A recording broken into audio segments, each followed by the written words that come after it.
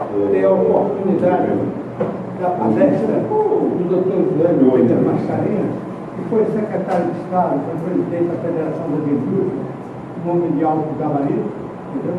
Que vai falar sobre a agenda e competitividade do polo petroquímico de Camaçari. Nós agradecemos essa boa vontade do José Mascarenhas de nos dar esse prazer, entendeu? E todos aqui vão naturalmente sentir a importância do palavra do orador, entendeu? Do expositor, com profundo conhecedor do assunto. Doutor Mascarenhas, esteja à vontade. Muito obrigado. Bom, a palestra foi combinada aí com o nosso presidente trabalhar esses dois temas, rendas e competitividade, porque me pareceu uma coisa mais útil, tá? Sobre o polo. E alguém disse aí, será que está na cabeça? Vou ver se está aí. Agora, a história do polo é muito grande. Se nós tivéssemos aqui de falar todo o tempo sobre ela, não teria espaço suficiente. Esse capítulo é um segmento para dizer algumas coisas aqui que eu considero que eu vou até médio.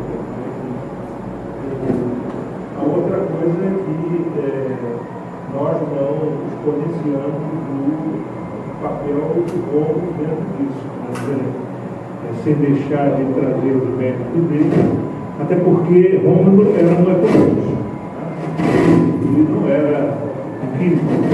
Eu também sou, mas nós trabalhamos dentro disso, e o trabalho de Rômulo foi basicamente no seu campo de conhecimento, competência, que era a economia. Bom, a cadeia petróleo e petroquímica é de uma importância muito grande aqui no estado da Bahia, todo mundo sabe. O valor da transformação industrial hoje, em 2016, o último dado que eu tenho aqui, estava cerca de 50% do total da transformação industrial do estado. Isso já revela a grande importância que tem no setor petroquímico, a cadeia, e a indústria química somente lá tinha 21,3%. Esse valor já foi até mais alto, chegou até a ser cerca de 58%. E você tem ideia da importância, o segundo setor mais importante é do produtos alimentícios que participaram no mesmo ano com 9,7%. Então, realmente, eu acho até, isso é uma coisa à parte que vai ser discutida aqui, acho que a Bahia precisa até dar importância a isso, porque ela tem uma estrutura industrial muito segmentada. E isso não cria produtividade econômica, né? Bom, esse é um outro problema que não vai ser tratado aqui. Bom, como nós estamos falando de competitividade, e isso é muito importante, o polo não foi criado visando ser um sistema competitivo. Por quê? Porque na época ninguém dava bola a isso. O ambiente econômico, político do Brasil era outro. Então, eu reputo que nós tivemos 3 pilares essenciais na viabilização do polo, que justificaram a viabilização do polo. O primeiro deles é, de fato, nós tínhamos na época uma economia em crescimento e que tinha mercado. O projeto desse é um projeto grande e que precisa de mercado. E, na época, o crescimento era muito importante e depois até nós vamos ver aqui que esse mercado que era surgente quis ser tomado pelo pessoal de São Paulo, que já tinha um projeto em andamento, até incompleto ainda, e que se ele fizesse esse projeto, nós não faríamos o nosso. Então, o primeiro elemento é mercado. Então, nossa preocupação competitiva é exclusivamente colocar a produção em São Paulo, colocar a produção no Centro-Sul.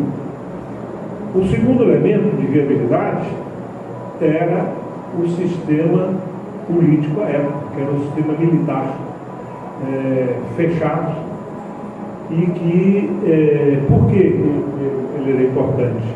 Porque o único país que pôde fazer complexos industriais do tamanho do polo petroquímico de Camaçari, da forma integrada, é o Japão. Nenhuma economia aberta tem condições de fazer um polo como o de Camaçari. O Japão faz porque eles têm os chamados FADACs, aqueles grandes grupos privados, mas são grupos enormes, que têm um poder financeiro muito grande. E a economia é fechada, tá? Embora privada, ela é fechada. Aqui, na circunstância, a economia era fechada e protegida, tá? pela legislação da época. Então, o regime, ele não era, ele era autoritário, mas não era arbitrário, pelo menos no campo industrial. Até porque os militares não tinham conhecimento suficiente. O que é que significa? Significa de que eles tinham o poder, mas não tinham o arbítrio de dizer faça aqui ou faça ali. Tá? A coisa era muito discutida e disputada do campo, vamos dizer, econômico, industrial e dos interesses industriais que existiam na época, existiam hoje, sempre existiam. Mas o fato de ser um regime fechado viabilizou o projeto aqui da Bahia. Porque o sistema era todo controlado. A maior chave do controle era a política aduaneira. Então ninguém colocava nada aqui no Brasil que não tivesse uma contraposição a uma proteção à produção nacional. E a proteção era muito alta. Depois eu cito alguns exemplos aí. Então, para entender como esse sistema era fechado, os organismos de controle do governo eram a CDI do Ministério do Comércio, o GIQ, o CNP, a CACEX, CPA, Política Aduaneira, ou seja, quem quisesse aprovar um projeto tinha que submeter a essa turma toda. E essa turma toda era controlada pelo governo. Sorte que o fato do sistema ser o que foi, foi um pilar de viabilidade. Se alguém quiser discutir depois, nós podemos discutir. O terceiro, eu vou citar aqui um caso para vocês verem como quando você não tem essa condição, que eu me referi, você tem problemas. Um determinado dia eu estou em casa e recebo um telefonema de Washington do BID pedindo, porque eu estava indo a um congresso de petroquímica na Argentina, se eu podia ter um encontro com os militares que comandavam lá a Argentina, que eles estavam querendo uma conversa sobre o golpe de Camaçari. É claro que eu me dispus, enfim, e lá chegando, uma noite lá, entrei numa sala, tinha uns 20 militares. Eles tinham uma instituição chamada Fabricações Militares, que era o órgão do governo que participava de todas as... É como se fosse a Petroquis aqui, como se fosse a Petrobras ou tudo, porque na verdade é o órgão que participava das inversões que os militares achavam importantes lá, do ponto de vista deles. Bom, e eles estavam com um problema muito grande, que era construindo uma central, uma central mais limitada que era a nossa aqui, e que não tinha consumidores. E ele então perguntava como é que se faz para ter uma central e ao mesmo tempo ter consumidores. Então essa pergunta não tem resposta por vocês, que eu não podia dizer o que eles deviam fazer, mas eu podia dizer o que nós fizemos, certo? E o que nós fizemos é isso, você só pode fazer isso quando você tem, numa economia como a nossa, aberta, um sistema. Hoje você não faz um polo petroquímico como se fez nos 3 exemplos que nós temos, Bahia, Rio Grande do Sul, não basta. Só pode fazer por ampliação das instalações dos grupos existentes. Ou você terá que ter um grupo estrangeiro muito forte, se dispõe a isso, o que eu acho que é inviável. Por que é que eles vêm ao Brasil, eu não sei. Mas isso também. Bom, e um terceiro elemento de importância, e às vezes as pessoas não dão tanta importância nisso, mas no meu tempo, quando era garoto, tinha um negócio na televisão, acho que alguém aqui tem dado para isso também, que ele chamava Repórter Esso. Ele se anunciava como uma testemunha ocular da história. Então, eu sou uma testemunha ocular dessa história, que participei dessas coisas.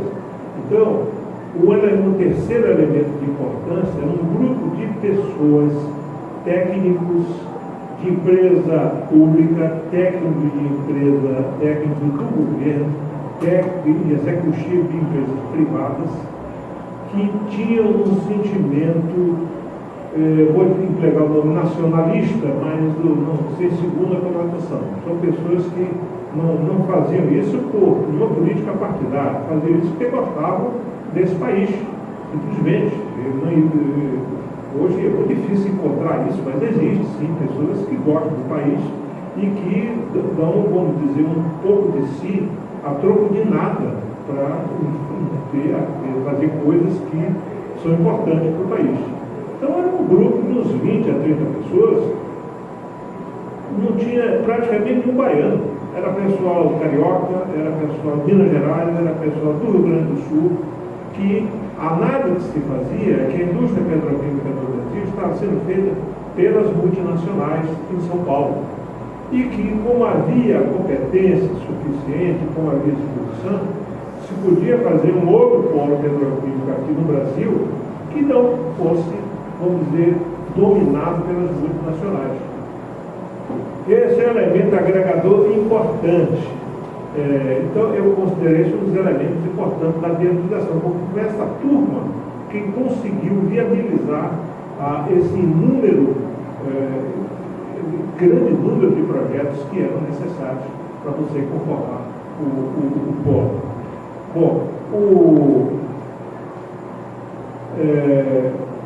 Bom, então, se nós temos esses 3 elementos, como é que eles iriam se agregar? Como é que eles iriam se coordenar?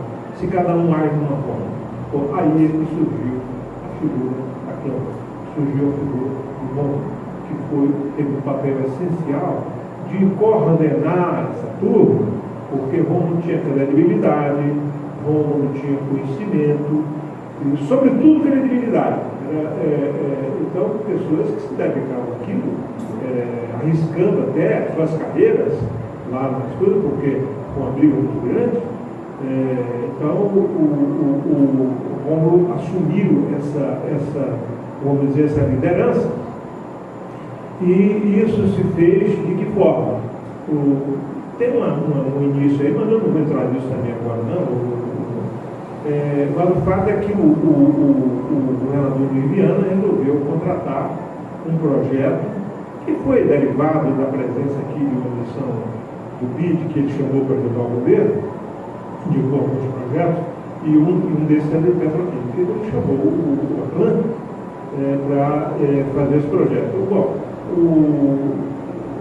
eu fazia parte também, aqui não, como era presidente, eu era superintendente. Bom, então, está formado ali a lógica, como é que se desenvolveu o início do projeto da petroquímica aqui na Bahia. Bom, essa estratégia depois, ela tinha 2 núcleos. Ela tinha o núcleo político e tinha esse núcleo técnico. Na verdade, foi a estratégia montada, havia uma comunicação entre os dois.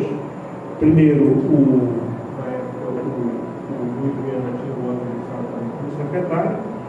Nós fazíamos a coordenação com o pessoal, todo ele que eu me referi.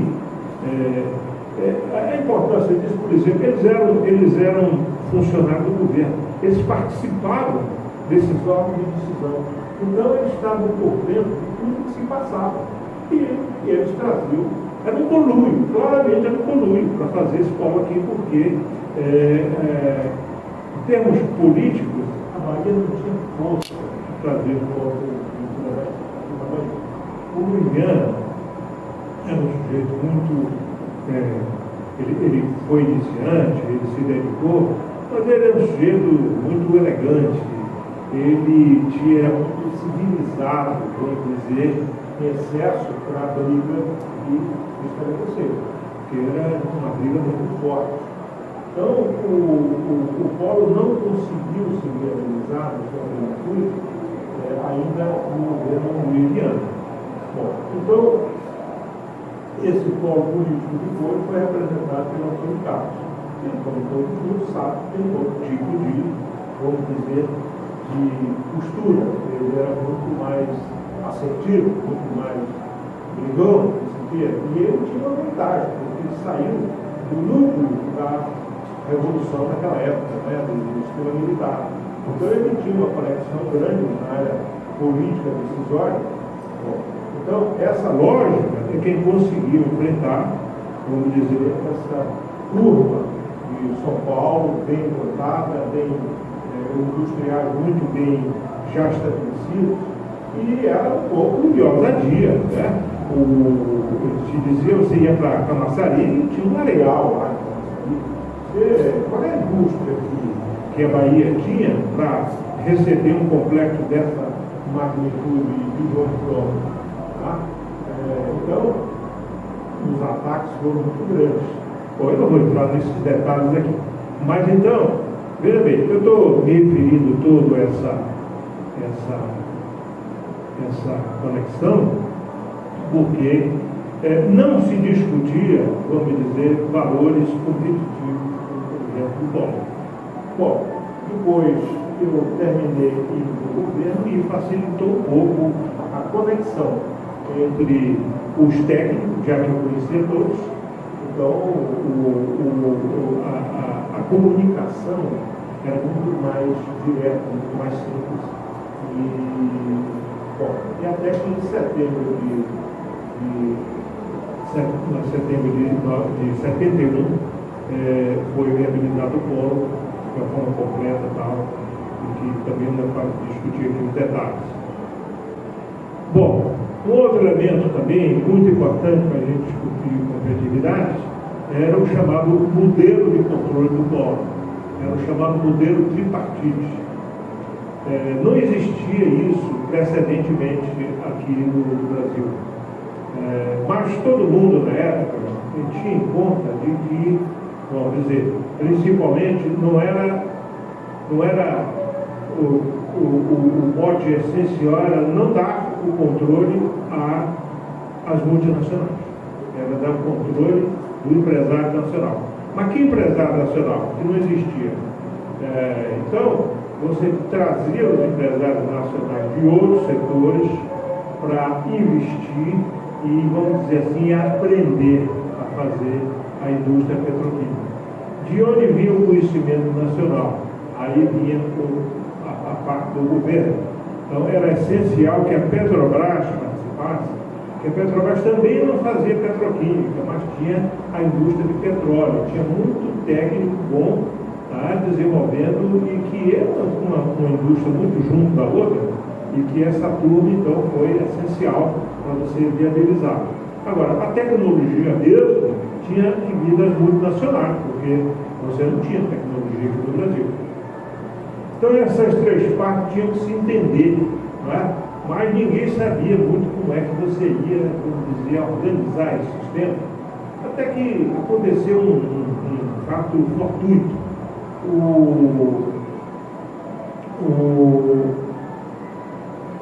grupo de São Paulo começou a ter problemas de viabilidade econômica, já nessa época. Eu estou passando um bocado de coisa aí, de briga, está tudo tenta colocar isso aqui, porque não faz parte da questão do modelo competitivo.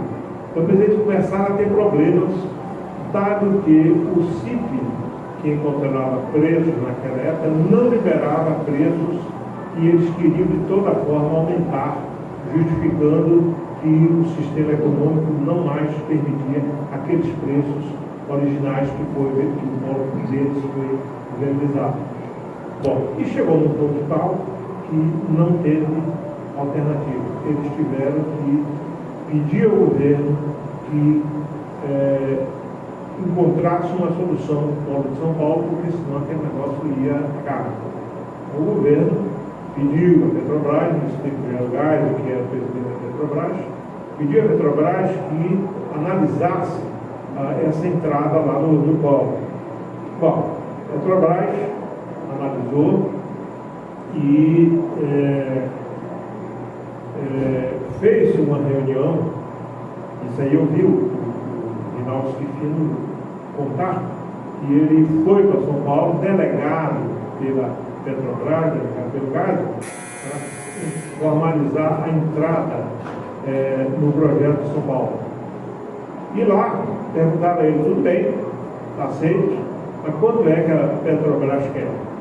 Ele dizia: bom, eu não tinha nenhuma orientação do que pedir, mas eu raciocinei o seguinte: bom, nós não podemos ficar numa participação menor de que a maior do setor privado. E isso, sem querer, ele definiu as regras que seriam depois aplicadas aqui na Bahia. Então a Petrobras não ficava com nenhuma participação menor do que a maior. Então, na verdade, para equilibrar esse sistema, é um sistema que você fez 3 terços, cada um ficava com um terço, ninguém era maior do que o outro e todo mundo participava. Então, aí é que surgiu essa questão. Apenas para completar essa história e deixar aqui, enfim, você vê as coisas como são, na história econômica, como ela se faz. O governo não dava aumento de forma nenhuma à Petroquímica União. Mas quando a Petrobras entrou, diz: só entra se houver aumento de preço, que realmente o preço que está não é suficiente para isso. Esse modelo não era competitivo, era um modelo anticompetitivo. Por quê? Porque são 3 donos, são 3 culturas, são 3 coisas que é difícil se misturar. A lógica do investimento estatal não tem nada a ver com o multinacional, o empresário nacional que entrava. Então, era algo que só tinha viabilidade, primeiro, porque o sistema era fechado. Segundo, era essencial que assim fosse para viabilizar aquele conjunto e realizar os empreendimentos que eram necessários. E todos tinham conhecimento disso. Mas, por exemplo, os 3 eram iguais. Os 3 tinham poder e voto iguais. Mas, na verdade, quem comandava era a Petrobras. Quando a Petrobras dizia que vai ser assim, os outros aceitavam, mesmo que os outros fossem a maioria. Enfim, essa lógica do pragmatismo que existe em qualquer canto. Bom, então o sistema não era competitivo. Eu vou citar aqui um exemplo. Os diretores da época das empresas, os diretores comerciais, não eram diretores comerciais, eram diretores que eu dizia entregadores da produção. Fazia a produção, estava tudo protegido. Tinha mais um item de proteção, que era um negócio que hoje seria escandaloso. Mas na época funcionava, ninguém criava problema. Era o chamado gaveta da Cassex. Você, mesmo que você aprovasse todas as importações, você tinha que ter um pedido de importação e que era despachado pela Cassex. É a matéria-prima que gera mais subprodutos, gera todos os subprodutos. O gás não gera, só gera oleofinos, tem uma parte que nós precisamos produzir o conjunto. E depois, aquele era um modelo vigente em países que não tinham gás. Por exemplo, a Europa toda produzia com base nada.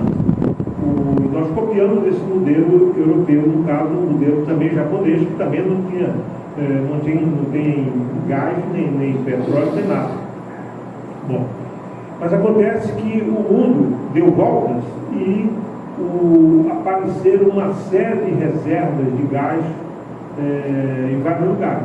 Na Rússia, nos Estados Unidos entraram com o negócio cheio de gás, no Catar, no Irã, Então são reservas enormes de gás e começou a fazer uma política de preço diferenciado. O gás, você sabe, ele vem de duas fontes. A primeira é o gás associado ao petróleo. Quando você produz o petróleo, vem um gás junto. Você separa. Esse tem sido a maior parte do gás nacional. Mas também você tem fontes diretas de gás. Essa coisa toda da Rússia, Catar, é só gás mesmo. Então eles têm uma competitividade muito grande. Bom, então a indústria petroquímica, por outro lado, o lado dinâmico dela maior, começou a se pronunciar pelas olefinas. Polipropileno, polietileno, esses são os produtos mais dinâmicos. E esse você pode fazer com base em gás. Então, a gente precisa introduzir o gás na nossa matriz aqui, também para ser competitivo. Até agora, o Brasil não tinha gás. Mas eu já vi de duas fontes uma notícia que, se positivada, ela é extremamente importante para o Brasil.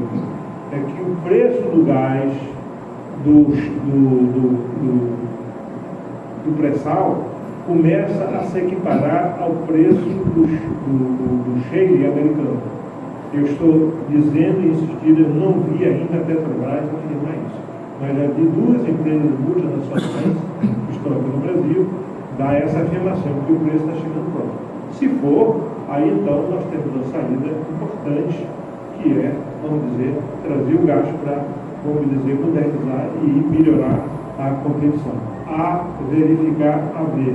Eu não tenho conhecimento mais atual sobre isso. Bom, mas também precisaria de, vamos dizer, você armar uma lógica econômica diferente.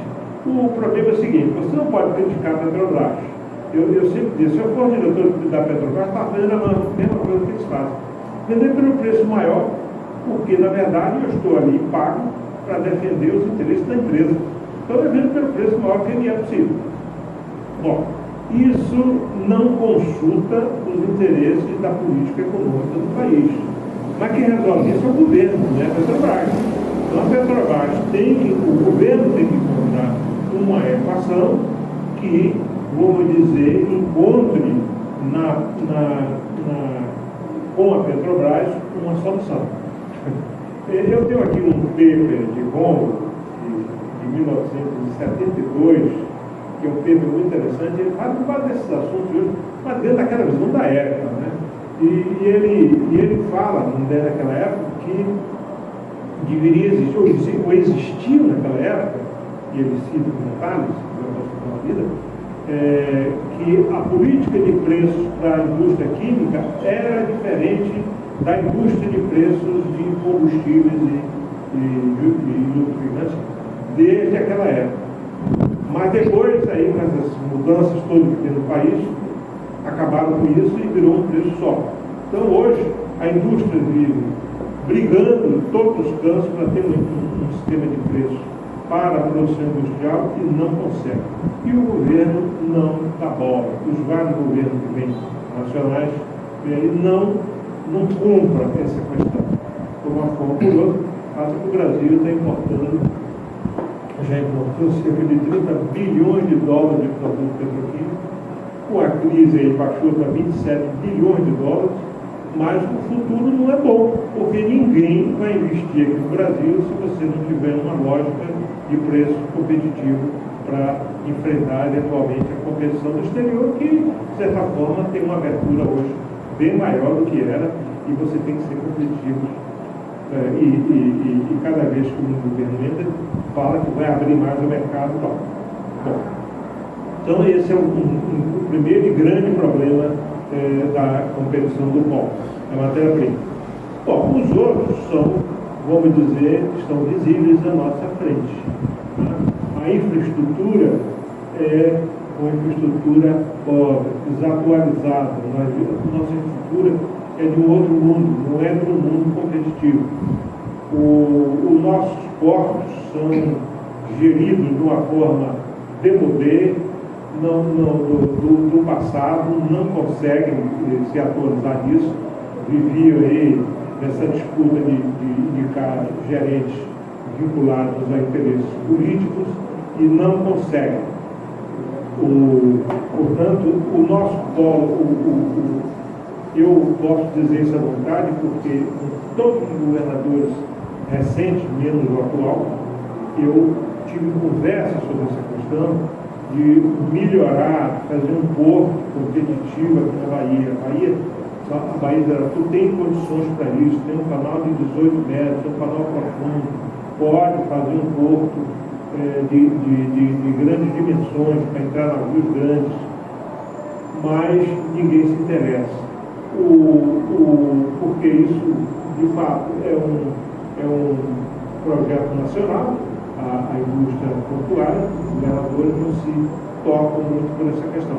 Mas Pernambuco se tocou, o Ceará se tocou, e os portos devem ser bem mais modernos que o nosso, e eles têm um desenvolvimento portuário muito melhor que o nosso, ainda que a gente tenha cargas muito maiores que a dele. Enfim, fica a mensagem. Bom, andando um pouco mais, a ferrovia não adianta nem falar, porque não existe mais, não existe investimento, enfim, não vamos aqui discutir, porque isso é uma questão específica, mas no fato de nós não temos ferrovia e não temos usado esse meio de transporte. E rodovia, todo mundo sabe, não tem dinheiro para fazer as rodovias serem, vamos dizer, de padrão muito bom. As rodovias têm sempre um tempo ela fica boa, outro tempo ela fica ruim, fica tudo, não tem um sistema permanente de atualização. Bom, e confesso outro dia que eu fiz uma visita ao Polo, fiquei até um pouco decepcionado com a visão.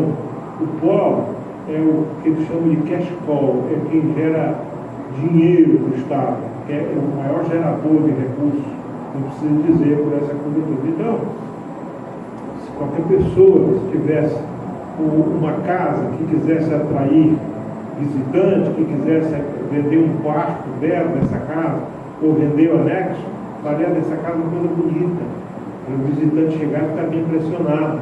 Né? O polo está cheio de mato, enfim, dá um aspecto assim de descaso, uma coisa que eu sempre digo aqui, devia ser um jardim, até flores devia ser plantado, para quando alguém chegasse entender que aqui no lugar civilizado, então vou botar meu dinheiro aqui também, porque isso é assim que infelizmente funciona. Mas enfim. Bom, o outro assunto que também não é só do polo, é um assunto generalizado e que eu me refiro a isso porque eu me referi sempre, o Brasil não dá importância suficiente à questão da tecnologia, à questão da inovação. Né? E nós ficamos para trás, ninguém vai dar bola para nós se nós não tivermos um sistema de tecnologia, um sistema de inovação à altura. E depois, isso é uma maneira de você cortar caminho da pobreza e atingir passos da frente, porque se você conseguir o mesmo caminho que os Estados Unidos fez, que a China fez, você nunca vai atingir o estado que eles estão hoje. Então você tem que cortar. Quem faz isso é tecnologia. Bom, mas enfim, o país ainda não consegue, no passado, desenvolver um sistema de tecnologia à altura da necessidade do país industrial como o nosso. Bom, e por fim, os chamados custos macroeconômicos, não preciso dizer a vocês que eu diria hoje que o país está literalmente quebrado. A economia do Brasil. Eu não sei alguém até porque é que alguém quer se candidatar a ser presidente da República, porque só vai encontrar problema pela frente. Essa fase doce vai terminar já. Então você vai ter uma quantidade enorme. Alguém falou aqui, a CEPLAC não tem nem dinheiro para pagar os telefones. É porque o governo não tem mais dinheiro. Acabou. A crise fiscal é enorme. Os recursos para investimento foram sendo reduzidos, porque é onde você tem. Você tem que fazer uma modificação, uma reengenharia desse negócio para o país ser viabilizado de novo. Essa questão da estrutura fiscal, essa questão da previdência, é uma questão crucial que tem que ser resolvida. Caso contrário, nós vamos quebrar, como quebrou a Grécia. Nós ainda estamos um pouco distantes, mas vamos chegar lá, se nós não ficarmos. Então, não é dinheiro para nada. Tá? Então, quando você fala em fazer obra, pode ter certeza que é besteira falar isso, porque simplesmente não tem dinheiro. É propaganda enganosa. Você falar em grandes obras, simplesmente não tem dinheiro. Então, o que tem lá é dividido em uma infinidade de demandas, muito mais importante politicamente que a nossa, e que vai levar o que for disponível. Mas, enfim, é preciso dar uma solução a essa questão do déficit fiscal de maneira urgente. Enfim, eu acho que isso todo mundo sabe, não tem nenhuma novidade. Aí esse reflete tudo, né? Enfim, o fato que no seu conjunto a produtividade da economia brasileira é ruim e está crescendo negativamente, ou seja, nós vem procurando o chamado custo unitário da produção, da transformação, que é o que mede o meio competitivo, o nosso está aumentando, tem um número aí sobre isso, em vez de estar sendo reduzido. Então, a questão de a gente tem que melhorar a produtividade nacional. Não existe petroquímica competitiva se o conjunto da sociedade também não for competitivo. Inclusive, para não esquecer, a formação de gente, a formação de pessoal, a qualificação de pessoal, que o nosso ainda é, embora haja muitos esforços, ainda é incomparavelmente atrasado em relação aos países mais qualificados, em relação às exigências de uma indústria moderna, e ainda que haja algumas exceções, mas não é o caso aqui que queríamos dizer. Bom, então, eu acho que eu percorri aqui minha tarefa, dizendo como surgiu, que não era voltado à competitividade, teve que se acabar com aquela toda coisa do início e voltar a cuidar da competitividade, e agora nós estamos diante desses impasses todos que eu estou dizendo. Então alguém perguntou, o polo está decadente? Não, o polo não está decadente, é só mudar essas equações que ele se torna um fator dinâmico para a Bahia e que é hoje a principal área de desenvolvimento industrial do Estado. Alguém vai fazer? Não vai fazer? É isso aí. Obrigado.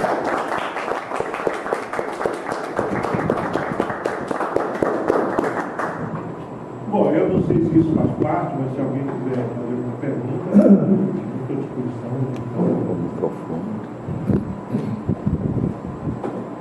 Em 1986, eu e mais um colega lá, eu ainda estava na ativa do aeronáutico, nós acompanhamos notícia de 2 polos petroquímicos na Arábia Saudita. Um no Mar Vermelho e outro no Golfo Persa. Iambu e Jubail. Então esses polos devem ser muito maiores que Camaçari.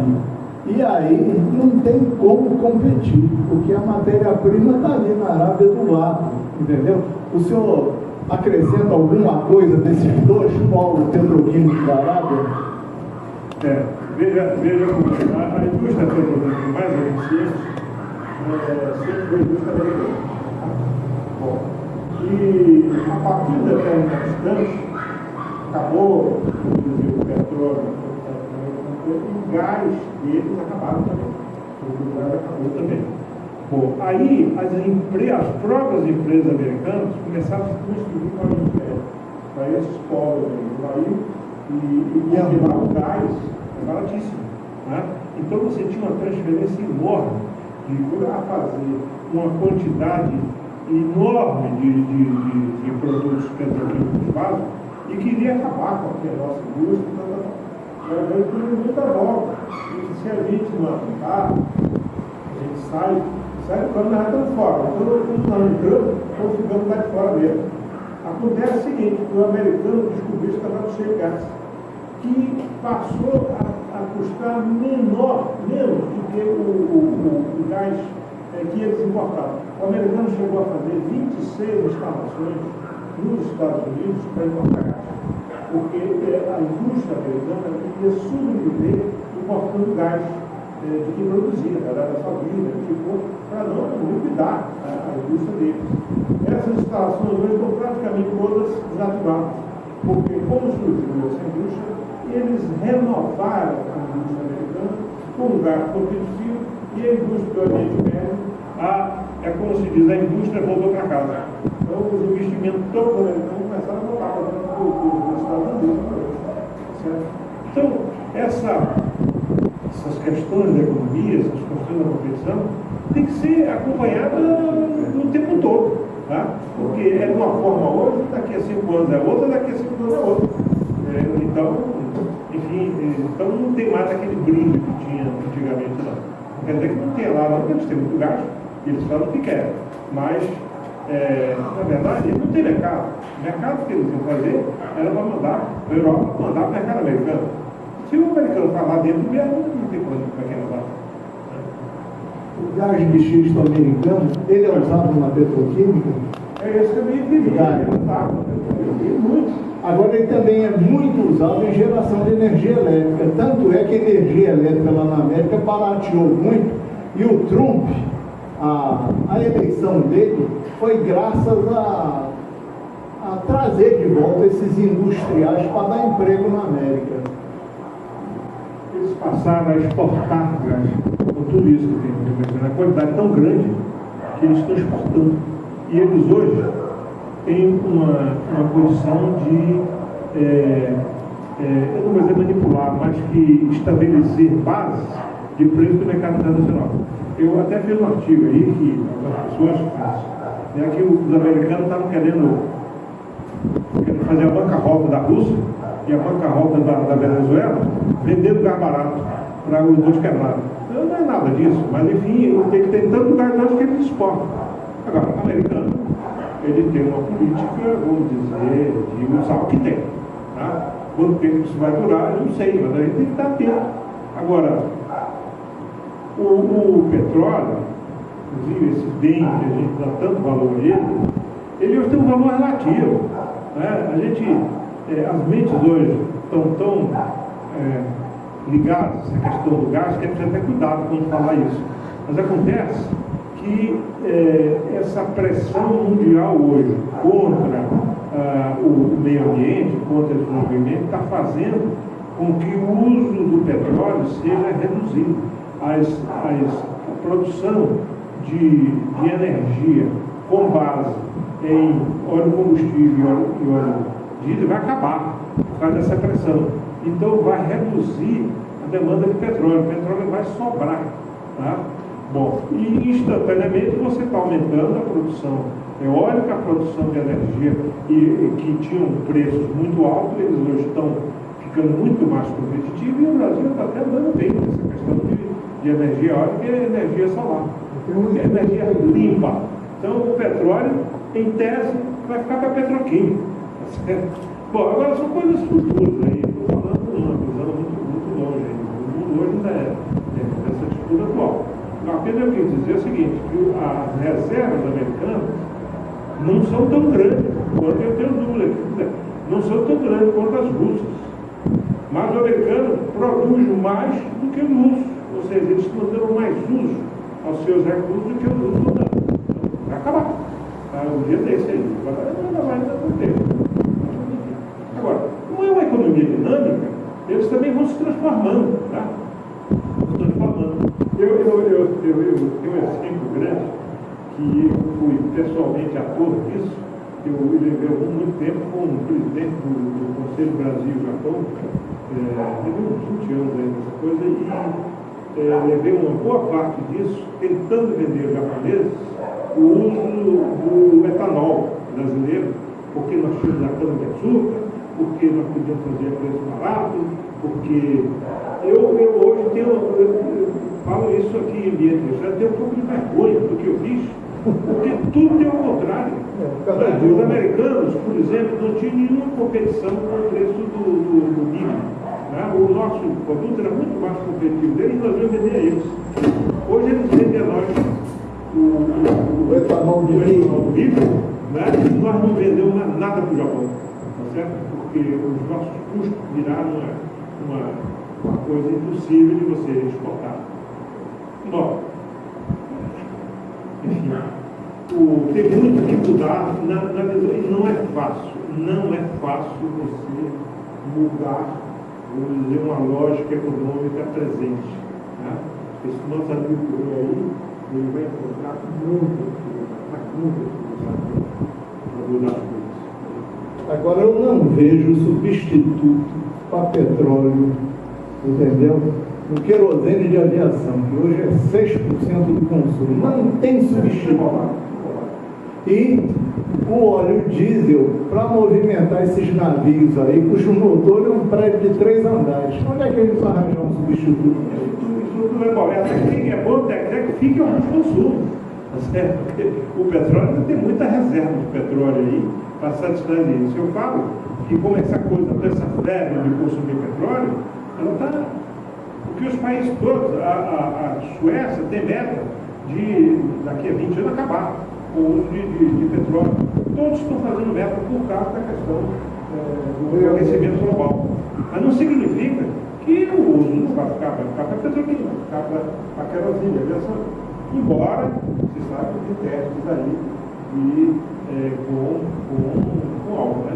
Agora, se está, não está, isso não sei, eu acho que não é o caso nem de pensar em acho que todo mundo está pensando em substituição. A turbina de avião não tem substituto. Licença. O senhor falou, né, da constituição do polo tripé, depois teve a fase das correntes, com a liberação, e com isso deu a queda, inclusive a fuga das empresas aqui, com essa abertura. Quais informações que o senhor tem? O nosso polo já tem algum planejamento de como se adequar a essa competitividade atual? E o governo já, quer dizer, existe já atualização nesse processo competitivo que o senhor está colocando? Essa briga com NAFTA, Petrobras, eu pessoalmente levei uns 20 anos. Tentando convencer a Petrobras a fazer uma política de NAFTA, mas no nosso tempo tinha seriedade, não tinha negócio de nada não. Todo mundo, a gente brigava, mas brigava muito com a Petrobras, mas brigava de uma maneira de frente, de uma maneira decente, bom, eles nunca cederam, também nós nunca cedemos, também nunca houve modificação da política. Mas, por exemplo, uma vez, nós fizemos um trabalho que tem gente muito competente disso, brasileiro, internacionais, nós fizemos um trabalho com esses técnicos, ele fez um trabalho que pegou o sistema de custos no mundo todo para o petróleo, para a NAFTA, e fez um trabalho técnico grande, nós todos aprovamos e levamos para discutir com a Petrobras. A Petrobras fez a primeira reunião, ouviu tudo, não houve segunda reunião. Nunca mais discutiu. Tá? Agora, permanentemente, eu já saí da Liguinha há muito tempo, mas permanentemente a Liguinha está discutindo isso. Tem hoje um grupo no Congresso, que eles entenderam levar a briga para o Congresso, tem um grupo hoje da indústria química no Congresso, mas que não tem força suficiente para você mudar as coisas. Eu não queria nem enfim, considerar isso aqui, mas há pouco tempo atrás está se travando uma batalha lá no Ministério de Minas com a Petrobras para saber quanto de etano tem dentro do gás do gás da Petrobras. Você vai dizer no número você não chega nem a acordo sobre isso. Certo? Porque tem que ter, vamos dizer, o governo tem que ter política. As empresas podem auxiliar nisso, podem dar elementos, podem dar, mas é o governo que tem que entender que é uma questão. Ou seja, você está com débito na balança, pior que hoje, com esse negócio das commodities, nem débito na balança você tem mais, que é um contrato com superávit no ar. E se antes já não dá importância, hoje menos ainda. quando você vê 30 bilhões de dólares sendo importados de produtos que ficaram grande parte do Brasil. Né? Então, o governo tem que entender que ele tem que conduzir essa política. Não vai negociar com a Petrobras, não vai. Ainda mais no ambiente atual, que a Petrobras ficou muito nesse foco aí, e que parece que qualquer coisa que ela faça não é sério, então aí ela vai fechadíssima para qualquer coisa, tem que partir do governo brasileiro. Eu queria complementar, quando o senhor falou, se referindo hoje da indústria 4.0, que o senhor se referiu da Ford, que tem toda uma interligação. Existe isso hoje, nesses nossos equipamentos, como polo aí, no território nacional, uma comunicação de uma, eu diria assim, de uma equalização dos procedimentos para que haja um desenvolvimento nacional nesse sentido? Existe alguma conversa? Eu fui num congresso da Alemanha e lá eu era da CNI, fui representante da CNI, e eles propuseram fazer uma política de cidades inteligentes aqui no Brasil. Uma coisa atual, uma coisa moderna que os países todos estão fazendo. Eu, pessoalmente, recebi propostas de grupos de inteligência alemã, querendo fazer acordos para trazer essa tecnologia para cá. Eu disse o seguinte: olha, velho, não dá certo. Não dá certo você, para fazer isso, você precisa ter governos municipais que tenham uma atitude que não é que tem atualmente. Né? Imagino que eu estava falando até isso foi não esse governo agora, no governo anterior, porque a cidade está aos pedaços. Então, cidade por acaso, cidade. Então, você tem uma chamada Smart City, cidade inteligente, você precisa, por exemplo, ter um controle de todos os elementos por exemplo, controle de lixo, o controle de eletricidade, o controle de fornecimento de água, para você minimizar isso tudo e ter uma coisa mais eficiente. Agora, não significa que você não tenha, vamos dizer, focos que você esteja fazendo coisas inteligentes. Hoje você tem conjuntos industriais, conjuntos residenciais, e você tem tudo de tecnologia moderna na construção dos edifícios. Então a água tem água de reuso, a energia elétrica tem medidores que tem sistemas para controlar excesso de consumo. Então, existem posições, porque as pessoas são inteligentes, elas estão ali e elas estão fazendo. Está sendo aquilo que inclusive tem o edifício dessa natureza. Então, sua pergunta, o governo está fazendo? Não na escala que é necessária. Não o governo, o Ministério de Ciência e Tecnologia conhece tudo isso, mas não tem condição de fazer isso. Isso é uma questão de estrutura que tem que ser uma lógica de sistema muito grande. Né? Não quer dizer que, por exemplo, as empresas não estejam fazendo isso. As empresas estão buscando se modernizar permanentemente. Mas é uma empresa aqui, é outra ali adiante. E as pequenas e as médias empresas estão fora disso, porque elas não têm poder de contratar tecnologias modernas, não têm poder de contratar gente para fazer essas coisas. E onde precisa mais, exatamente, você fazer isso nas pequenas e nas médias empresas. Nós fizemos ali o Cimatec, que o objetivo é esse, você trazer tecnologia para as pequenas e as médias empresas. Mas isso depende dos empresários. Os empresários ficam pensando em ficar pedindo dinheiro ao governo, ficar pedindo desconto ao governo, ficar pedindo imposto, em vez de cuidar da sua. Não tem demanda muito grande da pequena empresa para essas coisas, porque o nosso empresário precisa também entrar na necessidade de competição. E o Brasil ainda tem um sistema de proteção razoável, que estou falando em tirar. O governador está falando em tirar esse tipo de proteção. Aí, sabe-se que puder, se você não se prepara para ter um sistema moderno de competição no Então o governo brasileiro não tem dinheiro, é preciso que o governo financie. Tem sim, tem um programa que foi um programa muito bom, que o senhor até está usando, mas que está usando, foi feito para pequena empresa, que está usando para grande empresa, que tem projeto, tecnologia, você vai lá, você vai ver que a maior parte é Votorantim, é Mato Grosso, não sei quem, está usando esse sistema bom, melhor que usa do que não usa, mas é um sistema que você consiga perspassar pelo empresa. Agora, isso é uma estrutura que não é assim, eu vou fazer isso amanhã, não é. O negócio você tem uma atitude, você tem um sistema de lei, você tem um sistema que é muito pesado você fazer isso. E agora, não vale dinheiro para o governo federal porque não tem. Pronto.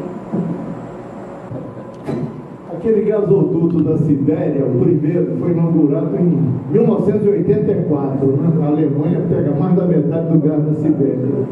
E desde o ano passado já estão construindo um lá para a China. A Rússia vai construir até a fronteira e a China para lá.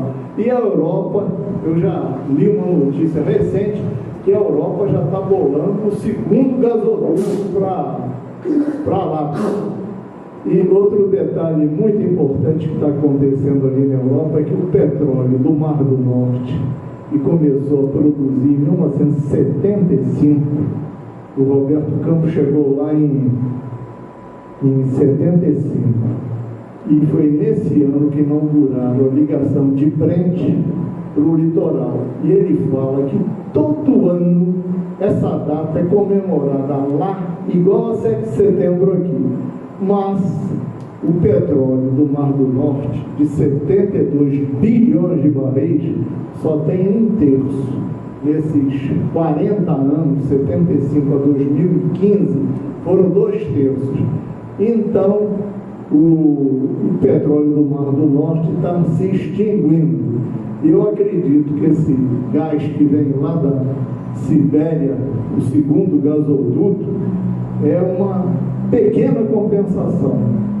E fora isso, o olho grande de todo mundo agora é o nosso pré-sal, que conhecido tem 50 bi, mas o senador Lindenberg do Rio falou que são no mínimo 100.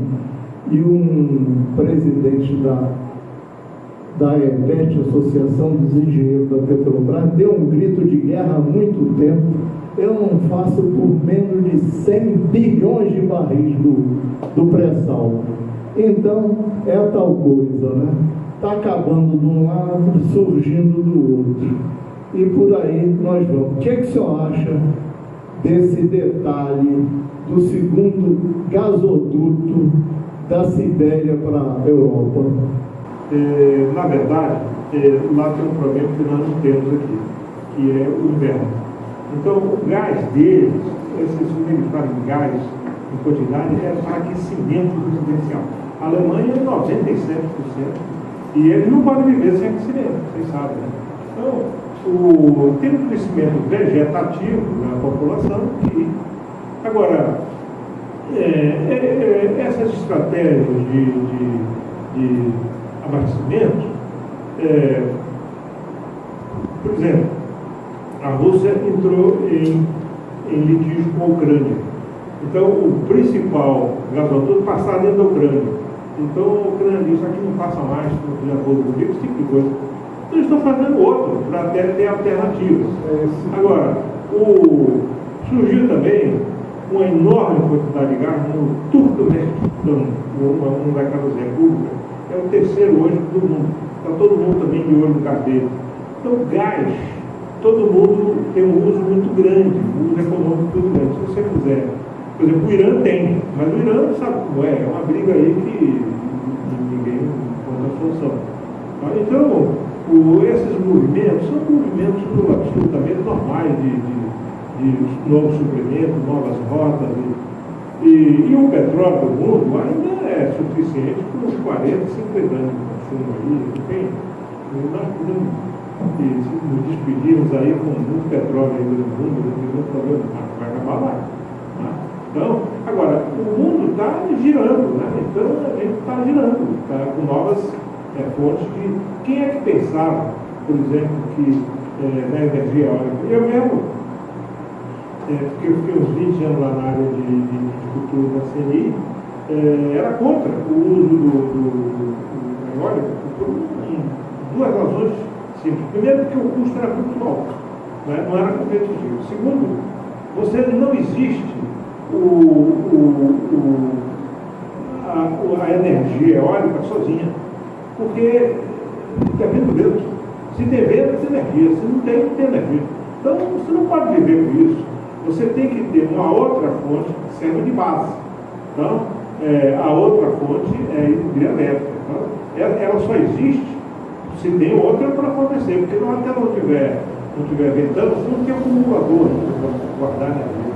Então, agora, esses problemas todos vão ser resolvidos, todos pelo desenvolvimento de tecnologia, né? Você vai acumular energia em breve, certo? Não sei quanto, mas é a mesma coisa do carro elétrico. Ninguém podia ter carro elétrico porque o carro era só bateria. Hoje você já consegue. E a tecnologia vai desenvolvendo e você vai ter carro elétrico em breve, para dispensar petróleo. Tá? Então o mundo viaja assim, em cima da tecnologia. Né? Pessoal, eu confesso, viu, que eu fiquei admirado da riqueza que está no cérebro do palestrante. Eu não fico com inveja porque substitui a inveja por admiração. Eu tenho 15 perguntas, quero fazer uma, duas, porque eu gostaria de ver a pergunta dos demais que estão aqui. E antes da minha pergunta, eu gostaria que esse líder, que foi prefeito de Salvador, foi parlamentar, levou muitos projetos, dirigiu muitos projetos, fiz essa pergunta dele, depois da dele é que eu gostaria de fazer a minha. Na associação comercial ele faz de 40, aqui não vai fazer nenhuma. Nem seria para dar boa noite a ele. Mas, entre as coisas boas da vida, eu tive o privilégio de várias oportunidades na CLAN, na Odebrecht, do governo do Estado, trabalhando com Mascarenhas. Então, eu acompanho todas essas coisas aí. As coisas que falou, defendeu, né? Minha bandeira. Ele falou o problema do álcool, a paixão que ele tinha pro álcool. Aquela unidade que você tem em Juazeiro, Renan era secretário de Agricultura, ele nem queria saber de álcool. Eu tinha uma discussão com o Antônio Carlos, ele não tinha prestígio para convencer Antônio Carlos. Aí eu disse, olha, o álcool é a menina dos outros gases, você não vai fazer isso. Eu desenvolvi com a equipe técnica aqui para desempegar algo da mandioca, e que não deu certo. Então, tem essas histórias, não tem muito. Isso que foi falado aí, essas coisas mudam todo dia, então a gente tem que acompanhar isso e tem que estar sabendo dos casos que está acontecendo no exterior e aqui dentro também isso está acontecendo. A questão dos cenários de Cimatec, eu convivi muito durante o período, a incompreensão, as dificuldades que nós tivemos e áreas de não entender a importância e o significado disso. Então, por aí. Muito obrigado.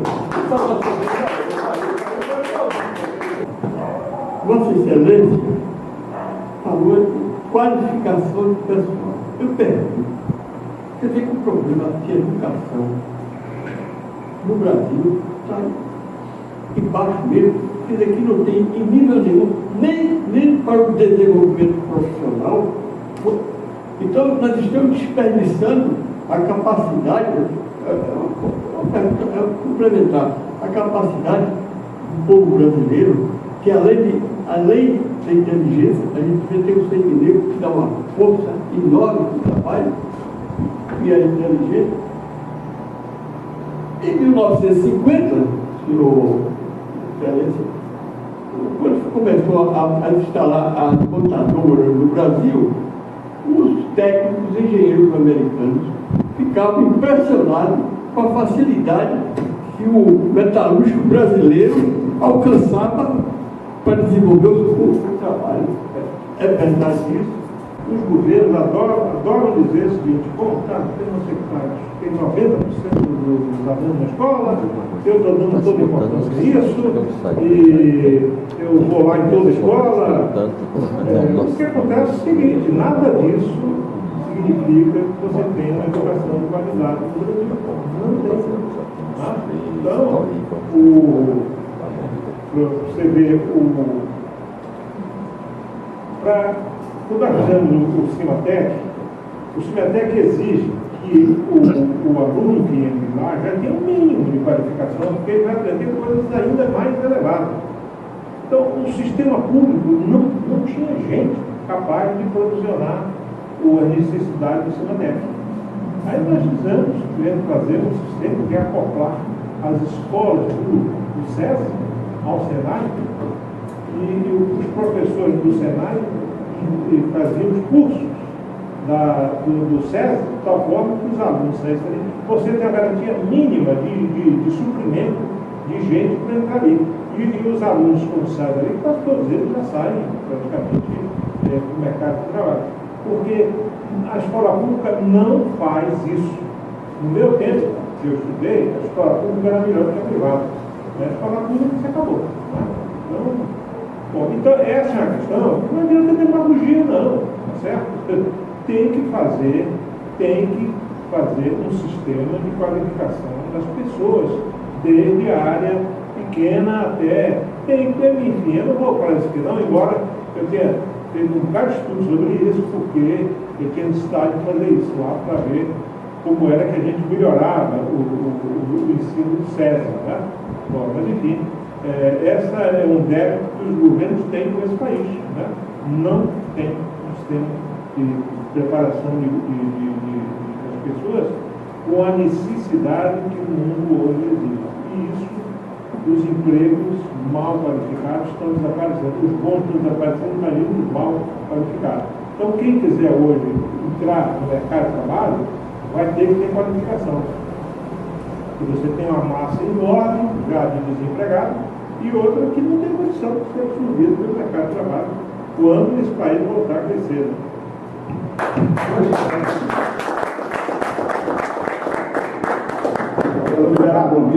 O IRAI agradece ao doutor Mascarenhas pela palestra e agradece a todos aqui que prestaram atenção a essa excelente manifestação de competência que Vossa Excelência fez.